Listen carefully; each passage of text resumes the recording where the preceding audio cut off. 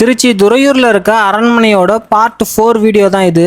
போன வீடியோல இந்த அரண்மனைக்குள்ள போய் என்னென்ன இருக்குன்னு காமிச்சிருப்பேன். வீடியோ பார்க்காதவங்க கீழே லிங்க் இருக்கும், போய் பார்த்துட்டு வந்துருங்க. இந்த அரண்மனையை சுத்தி பார்த்துட்டு இருக்கும்போது இங்க எனக்கு ஒரு ஷாக்கிங்கான விஷயத்த நான் பார்த்தேன். நம்ம ஊர் புதுக்கோட்டையில இருந்து எவனோ அங்க இருந்து இங்க வந்து கிறுக்கி வச்சுட்டு போயிருக்கான் பாருங்க. சதீஷ் புதுக்கோட்டைன்னு போட்டு வச்சிருக்கான். இந்த வீடியோ பாக்குற நீங்க இப்ப உங்க ஃப்ரெண்ட்ஸ் யாரா சதீஷ் இருந்தாங்கன்னா அது நீங்க ஆடா மச்சான் அப்படின்னு சொல்லிட்டு அவங்களுக்கு இந்த வீடியோ ஷேர் பண்ணி விடுங்க. கட்டிடம் நல்லாவே சேதம் அடைஞ்சிருந்தது.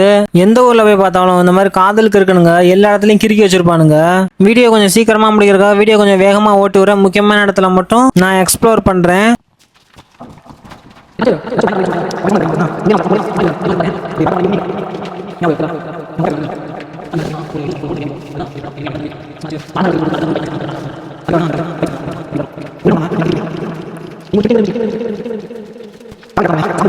இந்த இடத்த ஒரு வாசல்னு சொல்லவே முடியாது. வாசல்னா கேட் எல்லாம் போட்டிருக்கோம், கேட் எல்லாம் ஒன்றும் இல்லை. அந்த இடத்துல எப்படி இருக்குதுன்னு பாருங்க. சின்னதா ஒரு செவர் மாதிரி தான் கட்டி வச்சிருக்காங்க, ஜன்னல் மாதிரி இருக்கு. அதுக்குள்ளதான் இப்ப நான் போய் பார்க்க போறேன். எப்படி இருக்குன்னு பாத்தீங்களா அந்த இடம். அந்த ஜன்னலுக்குள்ள இப்ப நான் போய் காட்டுறேன் எப்படி இருக்குன்னு உங்களுக்கு. உள்ள அந்த இடத்துக்குள்ள வந்தோன்னே எனக்கு ஆப்போசிட்ல சின்னதா ஒரு குகை மாதிரி ஒன்று இருந்துச்சு.